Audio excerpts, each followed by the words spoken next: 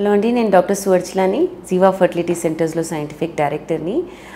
మా దగ్గర especially young దంపతులు వచ్చినప్పుడు సక్సెస్ పొందడానికి ఏది best time for trying naturally pregnancy రావడానికి, పీరియడ్లో ఈ పీరియడ్ వచ్చిన తర్వాత ఏది బెస్ట్ టైం న్యాచురల్గా ట్రై చేయడానికి అని అడుగుతుంటారు.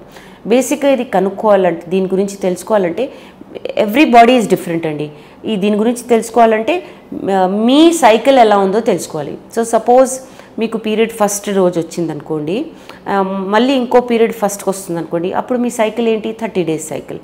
మీ పీరియడ్ ఫస్ట్కి వచ్చి నెక్స్ట్ పీరియడ్ 28 daysకి వస్తుంది 28th వచ్చింది అనుకోండి, 28 days సైకిల్. సో నార్మల్గా ఏంటంటే 21 నుంచి 28 days సైకిల్ ఉంటే నార్మల్గా ఉన్నట్టు.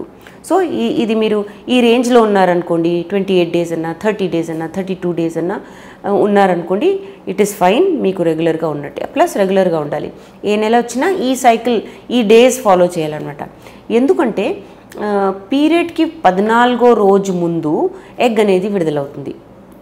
ఎవరి సైకిల్ ఎలా ఉన్నా, 28 days ఉన్నా, 32 days ఉన్నా, ఏది ఉన్నా పీరియడ్కి 14 days 14 రోజుల ముందు ఎగ్ అనేది విడుదలవుతుంది అనమాట.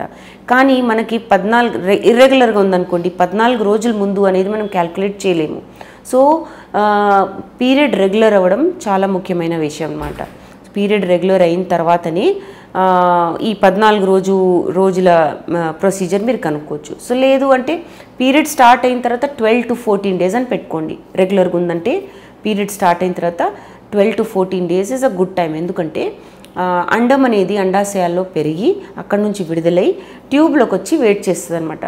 వెయిట్ చేసి వీర్య కణాలు అక్కడ దాకా చేరే ఆ టైంలో ఆ ప్రాంతంలో ఉన్నాయంటే ఆ అండం అనేది ఫలదీకరణం అయిన తర్వాత రోజుకి కింద మెల్లిమెల్లిగా ట్యూబ్లో నుంచి దిగుతూ వచ్చి 5వ రోజు అంటే ఫస్ట్ డే ఏంటంటే ఎగ్ను స్పర్మ్ కలవడం, సెకండ్ డే మళ్ళీ అవి 4 cells అవ్వడం, 3వ రోజు అవి 8 cells అవ్వడము, 5వ రోజు అది బ్లాస్టోసిస్ట్ అవ్వడం అయి 5వ రోజు కిందికి వచ్చిన తర్వాత 5వ 6వ రోజు అది గర్భసంచికి అతుకుతుంది అనమాట. సో ఈ ప్రొసీజర్ మొత్తం కనుక్కోవాలంటే మీ పీరియడ్ అనేది రెగ్యులర్గా ఉంటే you can calculate the timing of the ovulation. Ovulation అంటే అండం విడుదల అవ్వడం. సో ఇది చాలా ముఖ్యమైన విషయం అనమాట.